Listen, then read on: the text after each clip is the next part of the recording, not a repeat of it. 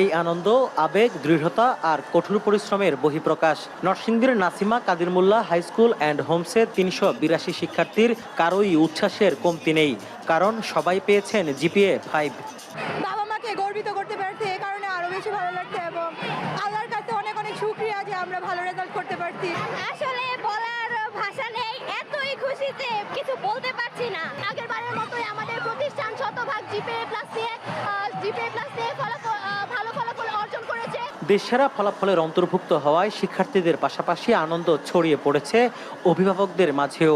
এবার এসএসসি পরীক্ষা দিয়েছে, গোল্ডেন এ প্লাস পাইছে, আমার খুবই ভালো লাগতেছে। 182 জন স্টুডেন্ট সবাই যখন শুনছি জিপিএ 5 পাইছে তখন আমার আনন্দটা দ্বিগুণ হয়ে গেছে। এর আগে গতবারও শতভাগ জিপিএ 5 অর্জন করে প্রতিষ্ঠানটির শিক্ষার্থীরা।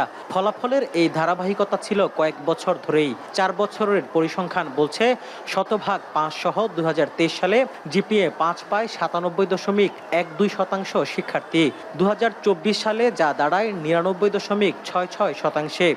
বিশেষ ক্লাস সহ অন্যান্য কার্যক্রম ভালো ফলাফলের পেছনের মূল মন্ত্র বলে দাবি শিক্ষকদের।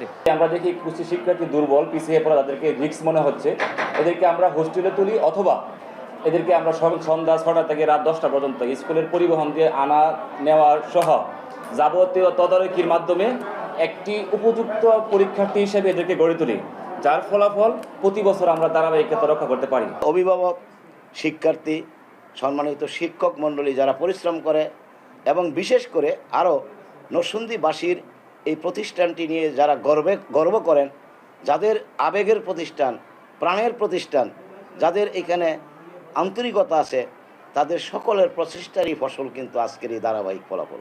2008 সালে প্রতিষ্ঠিত স্কুলটিতে বর্তমানে বিভিন্ন শ্রেণীতে 5000-এর বেশি শিক্ষার্থী পড়াশোনা করছেন। রাকিবুল ইসলাম, এখন নরসিংদী।